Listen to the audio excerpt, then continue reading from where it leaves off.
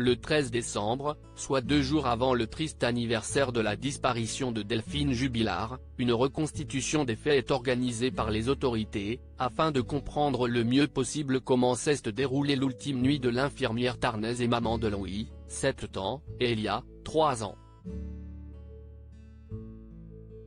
La jeune femme n'a pas été retrouvée et si ses proches sont catégoriques sur le fait qu'elle ne serait jamais partie de son plein gré sans ses enfants, elle était en procédure de divorce de son mari Cédric, aucune scène de crime et aucun corps ne permettent d'expliquer ce qui a pu se passer.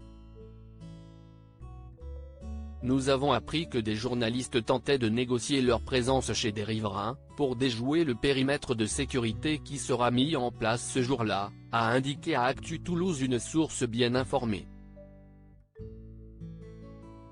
Comme lors de son audition pour statuer sur la prolongation de sa détention provisoire, la justice est catégorique, aucune photo ou vidéo ne doit fuiter dans les médias.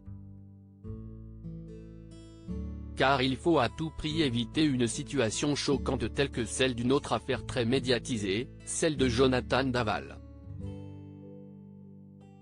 En effet, un cliché du technicien en informatique, serrant le cou d'une gendarmette figurant Alexia dans l'escalier de la maison de Greil, Haute-Saône, avait circulé dans la presse et sur les réseaux sociaux, rappelle le média. Provoquant à l'époque un immense choc, notamment pour les proches de la victime. Ne rien laisser fuiter pour mener à bien cette mission. Une bulle étanche, où bunker va être créé, les habitants des environs de Cagnac-les-Mines où vivaient les Jubilard sont sensibilisés aux risques encourus en cas de diffusion d'images de la reconstitution avec notamment du porte-à-porte. Le nombre de protagonistes autorisés à pénétrer dans le périmètre sera restreint au maximum et les téléphones devront être coupés. Pas de drone ni d'hélicoptère tandis que les objectifs surpuissants d'appareils photo comme ceux des paparazzi écartés. Pour organiser cette reconstitution, les gendarmes doivent en effet faire face à l'intérêt immense porté à cette affaire.